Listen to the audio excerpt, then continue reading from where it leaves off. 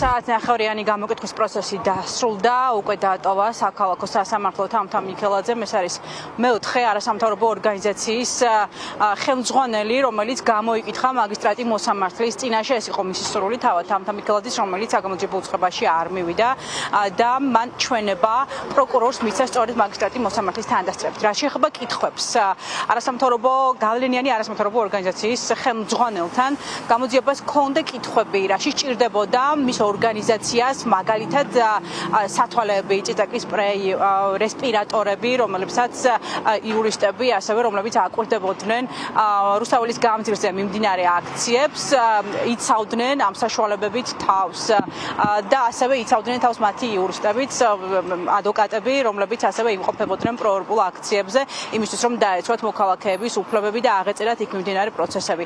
ეს იყო ის ძირითადი კითხვები, როგორც თავად თამთა მიქელაძე განმარტავა ჩვენთან საუბარში, რომელიც მას დაუსვეს, თუმცა ეს მისთვის როგორც თავად განმარტავს, არ არის მნიშვნელოვანია ახლა ერთი რამ, რომ ყადაღა მოეხსნა 7 არასამთავრობო ორგანიზაციას, რომელიც პრაქტიკულად ვეღარ ფუნქციონირებს, ვეღარ ახერხებს, რომ დაიცვას მოქალაქეთა უფლებები უსასყიდლოდ. ეს არის მნიშვნელოვანი, როგორც თავად აღნიშნავს, რაც შეეხება გამოძიების პროცესს. თამთა მიქელაძე ამბობს, რომ დიდი ალბათობით გამოძიებას აქვს მცდელობა იმისა, რომ გადაფაროს ის პროცესები, ის ზიანი, რომელიც მიადგა არა მარტო მის ორგანიზაციას, მასთან ერთად კიდევ 6 არასამთავრობო ორგანიზაციას.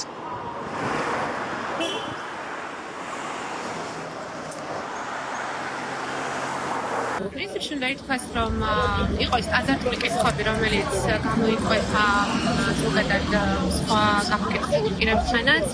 ისინი სწავლდნენ კითხვებს ჩვენი ორგანიზაციის საქმიანობის შესახებ, გაზაფხულის და შემოდგომის აქციებთან კავშირში, ჩვენს მონაწილეობაზე, როლზე, Facebook პოსტებზე და ასე შემდეგ.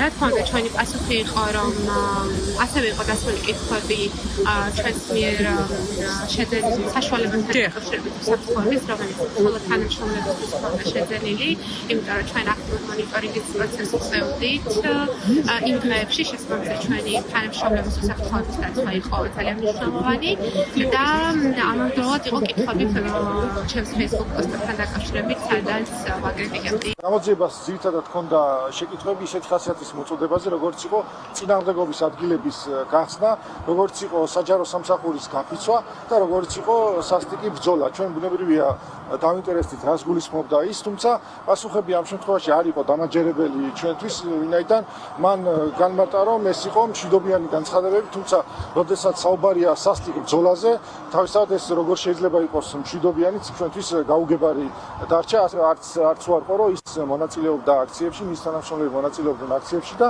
იყენებდნენ ამ ნივთებს, ნაწილი მონიტორინგის დროს და ნაწილს ასევე მონაწილეობის დროს თავად. ვიდრე პასუხი გაეცემა მთავარ კითხვას, რას ეძებს გამოძიება არასამთავრობო ორგანიზაციების კუთვნილ ოფისებში, რატომ კითხავს მათ ხელმძღვანელებს და რას უპირებს.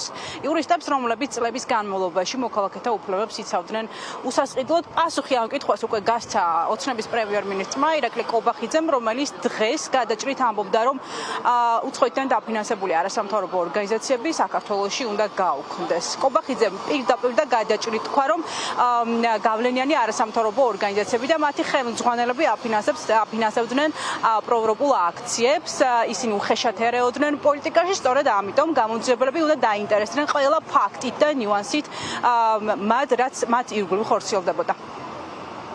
ისეთ რომ წლების მანძილზე ეს ინჯები ფინანსდებოდნენ გარედან და ისინი ამ წლების მანძილზე იყვნენ ჩართული რევოლუციურ პროცესებში, რადიკალურ პროცესებში და ისინი პირდაპირ იყვნენ შერწყმული კოლექტიურ ნაცმოძრაობასთან, რადიკალურ ოპოზიციასთან და მისათვის ისინი იყენებდნენ პოლიტიკური მიზნებისთვის უცხოურ დაფინანსებას. ხო არ შეიძლება საზღვარგარეთიდან ფინანსდებოდეს პოლიტიკა საქართველოში, ეს არის კონსტიტუციური სტანდარტი არა მარტო საქართველოში, არამედ ნებისმიერ დემოკრატიულ ქვეყანაში.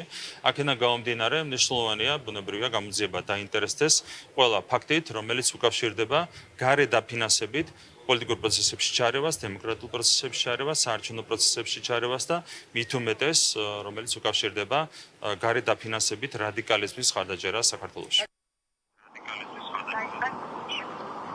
და მაშინ კიდევ სამი არასამთავრობო ორგანიზაციის იურისტი, რომელიც ასევე მაგისტრატი მოსამართლის წინაშე ითხოვს მათ გამოკითხვას, გამოძიება დაასრულებს გამოკითხვის პროცესს უკვე საქალაქო სასამართლოში და ამის შემდეგ დადგინდება და გაირკვევა, რას უპირებს პროკურატურა 7 არასამთავრობო გავლენიან ორგანიზაციას და მის იურისტებს და გაირკვევა ამის შემდეგ მოიხსნება თუ არა ყადაღა 7 ორგანიზაციას, რომელიც როგორც მათი ხელმძღვანელები განმარტავენ, ახლა არის პარალიზებული და ვეღარ ახერხებს ადამიანების უსასყიდლო დაცვას.